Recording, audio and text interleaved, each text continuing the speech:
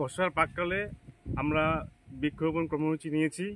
তো যে গরমের উত্তাপ দিনের পর দিন বাড়ছে গ্লোবাল ওয়ার্মিং ফলে, তো সেই হিসেবে বৃক্ষরোপণ হচ্ছে না।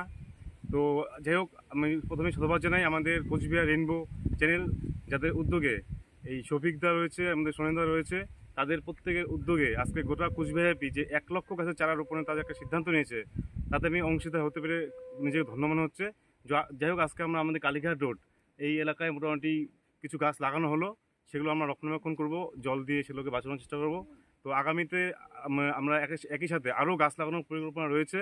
ফরেস্ট ডিপার্টমেন্ট থেকে হয়তো আমরা গাছের সাপ্লাইগুলো পাবো আশা করি।